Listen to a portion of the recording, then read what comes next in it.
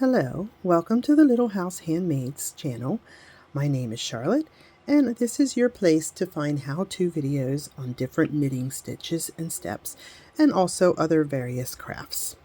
Welcome, hope you enjoyed today's video. Okay, we want to talk about how to pick up a drop stitch in your stockinette knitting. This is just to show you, because it's bound to happen at some point, that you're going to realize, hey, I dropped a stitch and it's unraveled some. And this one's, I want to show you a little bit how to fix that. Because there's some people who would feel like, oh, I just have to rip it out and start over, and you don't. You want to, the easiest way is to use a crochet hook, and you'll want to slip the stitches that are left of the drop stitch back to the other needle, so that you're working with this open spot where the drop stitch is. You can see I have that little drop stitch there. Now I like to use a crochet hook because that's about the easiest way for me to do it. And I go into the top of the last stitch that's running there.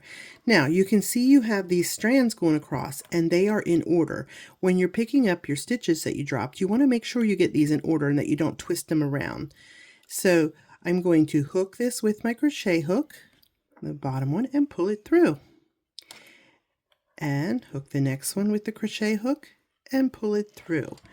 Now when I put it back on the needle, I want to make sure that it's going the right direction. So if you look at your others, you'll see that one on your loop that goes over your needle, the right side is in the front and the left side is in the back. And if you can see those legs real well. So the right side is in the front and the left side is in the back. So when you put it on your needle, if you go in like this, it's going to be reversed. So you want to make sure that you get, there's the front of the stitch, the right side in the front and the left side in the back. Otherwise, you'll end up with twisted stitches. Now, twisted stitches are good in some things, like if you're doing a twisted ribbing. But you don't want them in others. And then I can slide the rest of these back. Now, if I had been working the yarn and the yarn hadn't been to the end over here yet, I would knit those stitches, but being it was already over there, I didn't have to re-knit those. So that is how you fix a dropped stitch when you're doing stockinette.